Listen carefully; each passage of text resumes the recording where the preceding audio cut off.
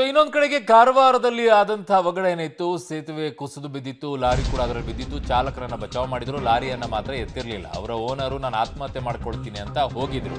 But ಈಗ lorry ಮೇಲೆತ್ತುವಂತ ಕಾರ್ಯಾಚರಣೆ ಆರಂಭವಾಗಿದೆ. ಕರಾವಳಿ ಕಾವಲು ಪಡೆ, ಅಗ್ನಿಶಾಮಕ ಪಡೆ ಈ ಕೆಲಸವನ್ನ ಮಾಡ್ತಾ ಇದ್ದಾರೆ.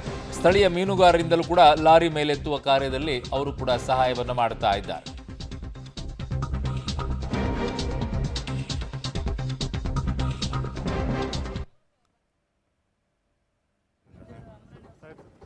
ಕರಾವಳಿ ಕಾವಲು ಪಡೆ ಮತ್ತು ಅಗ್ನಿಶಾಮಕ ಪಡೆ ಮತ್ತು ಮೀನುಗಾರರು ಈ ಲಾರಿಯನ್ನ ಮೇಲೆತ್ತುವಂತ ಕೆಲಸವನ್ನ ಮಾಡ್ತಾ ಇದ್ದಾರೆ. ಆ ಲಾರಿ ಓನರ್ ಬಂದುಬಿಟ್ಟು ಅಲ್ಲಿ ಆತ್ಮಹತ್ಯೆ ಮಾಡ್ಕೊಳ್ತೀನಿ ಅಂತ ಹೇಳಿ ಏನೋ ಪ್ರೊಟೆಸ್ಟ್ ಮಾಡಿರದೇ ಇದ್ರೆ ಯಾರು ತಲೆನೇ ಕೆಡಿಸ್ಕೊಳ್ತಾ ಇರ್ಲಿಲ್ವೇನೋ ಇದ್ರದ್ದು. ನನ್ನ ಸಹೋದ್ಯೋಗಿ ನವೀನ್ ಸಾಗರ್ ನನ್ನ ಸಂಪರ್ಕಕ್ಕೆ ಸಿಗ್ತಾ ಇದ್ರೆ. ನವೀನ್, ಆ ಓನರ್ ಬಂದು ಪಾಪ ಅಲ್ಲಿ ಪ್ರೊಟೆಸ್ಟ್ ಮಾಡಿ ನಾನು ಆತ್ಮಹತ್ಯೆ ಮಾಡ್ಕೊಳ್ತೀನಿ ಅಂತ ಏನಾದರೂ ಇಲ್ದಿದ್ರೆ ಇವ್ರು ಯಾರು ತಲೆನೇ ಕೆಡಿಸ್ಕೊಳ್ತಾ ಇರ್ಲಿಲ್ವೇನೋ ಲಾರಿ ಮೇಲೆತ್ತಕ್ಕೆ?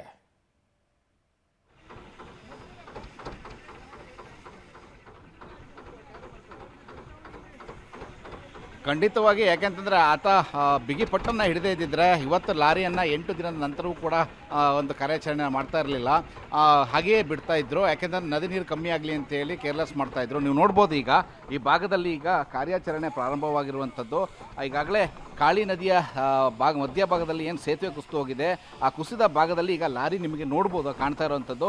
ಒಂದು ಕಡೆ ಈಗ ಲಾರಿಯನ್ನು ಮೇಲೆತ್ತಲಿಕ್ಕೆ ಸಾಕಷ್ಟು ಅಡಚಣೆಗಳಿದ್ದಾವೆ. ಯಾಕೆಂತಂದರೆ ಹೆಸ್ಕಾಮ್ನ ಒಂದು ಕೇಬಲ್ಗಳಿದ್ದಾವೆ, ಇಂಟರ್ನೆಟ್ ಕೇಬಲ್ಗಳಿದ್ದಾವೆ, ಜೊತೆಗೆ ಏನು ಸೇತುವೆ ಮುರಿದು ಬಿತ್ತು ಆ ಸಂದರ್ಭದಲ್ಲಿ ಹಾಕಿದಂಥ ತಂತಿಗಳೇನಿರ್ತವೆ, ಕಬ್ಬಿಣ ತಂತಿಗಳು, ಅವೆಲ್ಲವೂ ಕೂಡ ಅದರಲ್ಲಿ ಸಿಲುಕಿಕೊಂಡಿರುವಂಥದ್ದು. ಹಾಗಾಗಿ ಕಾರ್ಯಾಚರಣೆಗೆ ಒಂದಿಷ್ಟು ಅಡೆತಡೆಗಳು ಉಂಟಾಗಿತ್ತು. ನಿನ್ನೆ ಕೂಡ ಮಾಡಬೇಕು ಅಂತಿದ್ರು, ಅಂತಂದರೆ ಮಾಡಲಿಕ್ಕೆ ಆಗಲಿಲ್ಲ.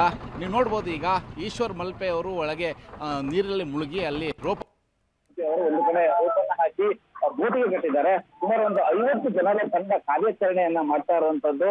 ಹೀಗಾಗಿ ಈಗ ಕಾರ್ಯಾಚರಣೆ ಈಗ ಬರದಿಂದ ಸಾಗ್ತಾ ಇದೆ. ಇನ್ನು ಒಂದೆರಡು ತಾಸುಗಳಲ್ಲಿ ಕಾರ್ಯಾಚರಣೆ ಸಂಪೂರ್ಣವಾಗಿ ಮುಕ್ತಾಯ ಆಗ್ತದೆ. ಯಾಕಂತಂದ್ರೆ ಒಂದು ಅಲ್ಲಿ ರೋಪನ್ನ ಹಾಕಿ ಈಗ ಈ ಭಾಗದಲ್ಲಿ ಲಾರಿಯನ್ನ ಎಳಲಿಕ್ಕೆ ಈ ಭಾಗದಲ್ಲಿ ವ್ಯವಸ್ಥೆ ಮಾಡಿರುವಂಥದ್ದು. ಲಾರಿ ಮೇಲ್ಭಾಗದಲ್ಲಿ ಎದ್ದು ಬಂತು ಅಂದ್ರೆ ಅದನ್ನ ನದಿಯಲ್ಲಿ ತೆಗೆದುಕೊಂಡು ಹೋಗೋದು ತುಂಬಾ ಈಸಿ. ಹಾಗಾಗಿ ಪಕ್ಕದಲ್ಲಿಯೇ ದಡ ಇರುವಂಥದ್ದು, ಆ ದಡ ಭಾಗಕ್ಕೆ ತೆಗೆದುಕೊಂಡು ಹೋಗ್ತಾರೆ. ಅಲ್ಲಿಯೂ ಕೂಡ ಈಗ ಅದನ್ನ ಲಾರಿಯನ್ನ ಎಳಲಿಕ್ಕೆ ಬೇಕಾದ ವ್ಯವಸ್ಥೆಯನ್ನ ಮಾಡ್ಕೊಂಡಿರುವಂಥದ್ದು ನೀವು ನೋಡ್ಬೋದು. ಒಂದು ಭಾಗದಲ್ಲಿ ದಡದಲ್ಲಿಯೂ ಕೂಡ ಈಗ ಎಲ್ಲ ವ್ಯವಸ್ಥೆಯನ್ನ ಮಾಡಿಕೊಂಡು ಸಿದ್ಧತೆಯನ್ನ ಮಾಡ್ಕೊಂಡಿರುವಂಥದ್ದು. ಜೊತೆಗೆ ಈ ಭಾಗದಲ್ಲಿ ನೋಡ್ಬೋದು, ಇಲ್ಲ ನಾನು ಸೇಫ್ ಇದ್ದೀನಿ. ಈ ಭಾಗದಲ್ಲಿ ಈಗ ಕಾರ್ಯಾಚರಣೆಯನ್ನು ಮಾಡ್ತಾ ಇರುವಂಥದ್ದು.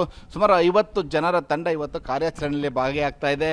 ಜೊತೆಗೆ ಮಂಗಳೂರು, ಉಡುಪಿ ಆ ಭಾಗದಿಂದಲೂ ಕೂಡ ಕಾರ್ಯಾಚರಣೆಗೆ ಅರುಣ್ ಈಗ ನೀವು ಆ ಭಾಗದಲ್ಲಿ ಈಗ ಕಾರ್ಯಾಚರಣೆ ಈಗ ಮತ್ತೆ ಪ್ರಾರಂಭವಾಗಿರುವಂಥದ್ದು. ಯಾಕಂದರೆ ನಿನ್ನೆ ದಿನ ಕೂಡ ಕಾರ್ಯಾಚರಣೆಗೆ ಸಮಸ್ಯೆ ಆಗಿತ್ತು, ಆದರೆ ಇವತ್ತು ಮಳೆಯೂ ಕೂಡ ಇಲ್ಲ, ಮತ್ತು ನೀರಿನ ಪ್ರಮಾಣವೂ ಕೂಡ ಕಮ್ಮಿ ಇದೆ. ಹೀಗಾಗಿ ಕಾರ್ಯಾಚರಣೆಯನ್ನು ಮಾಡ್ತಾ ಇರುವಂಥದ್ದು. ಅರುಣ್.